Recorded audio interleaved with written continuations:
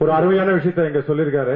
ஏன்னா தமிழ் சினிமாவோட தந்தை என்று சொல்லப்படுகிற அப்பா, அவர் பேரை கூட நம்ம சொல்லக்கூடாது. அதனால ஒரு நல்ல விஷயத்தை இன்னைக்கு சொல்லியிருக்காங்க. ஏன்னா எங்க டைரக்டர், இயக்குநர்கள், தயாரிப்பாளர்கள், பெப்சி அண்ணன் சிவா எல்லாமே இருக்காங்க. நல்ல விஷயம். அடுத்ததாக திரு பெப்சி சிவா அவர்கள், திரைப்பட தொழிலாளர்கள் சம்மேளனத்தின் செயலாளர்.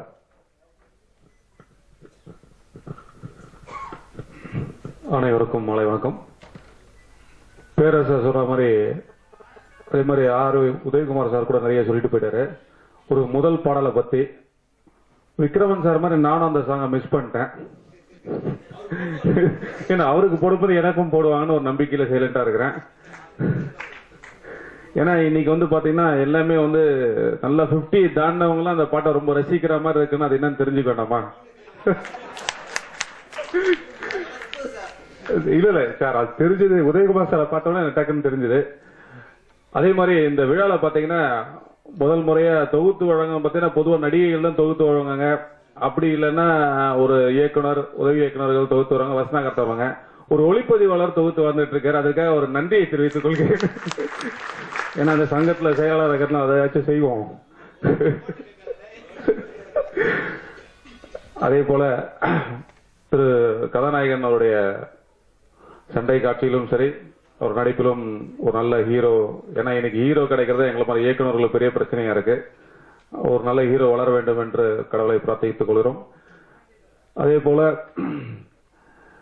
இயக்குனரை பத்தி சொல்லணும்னு சொன்னா முதல்ல வந்து லேகதேவியன் சொன்ன மாதிரி எல்லாரையுமே கட்டாயப்படுத்தி வர வச்ச மாதிரி நிஜமாவே ஒரு ஃபங்க்ஷனுக்கு வந்து பொதுவா வந்து பிஆர்ஓ மேனேஜரோ கூப்பிடுவாங்க. சார் நீங்க கலந்துக்கோங்கன்னு அப்புறம் வந்து ஒரு ஃபார்முலா ஒரு இன்விடேஷன் வந்து கொடுத்துட்டு போவாங்க.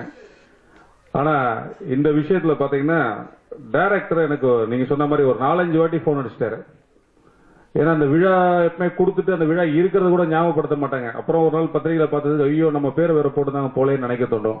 ஆனா இந்த இயக்குனர் சின்சியரா கிட்டத்தட்ட ஒரு 3-4 வாட்டி எல்லாருக்குமே இன்ஃபார்ம் பண்ணி கூப்பிட்டதுனால இந்த லேட்டா வந்தாலும் வந்துடணும்ன்ற முடிவோட வந்ததுனால அவரை மனமார்ந்த அவருடைய அந்த உழைப்பு ஒரு திரைப்படத்திலும் நான் பார்த்ததனால் மனதார பாராட்டுகிறேன்.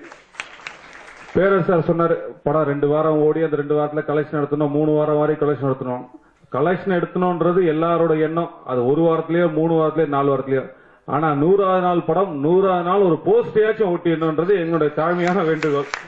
ஏன்னா சில நேரத்தில் 175 நாள் 200 நாள் போஸ்ட் எல்லாம் பார்த்துட்டு இருக்கோம். இப்போ அட்லீஸ்ட் அந்த மாதிரியாச்சும் ஒரு போஸ்ட் 100வது நாள் ஒட்டிடணும். படம் ஓடணும்ன்ற இறைவனை வேண்டி பிரார்த்தித்து நன்றி கூறி விடைபெறுகிறேன். நன்றி.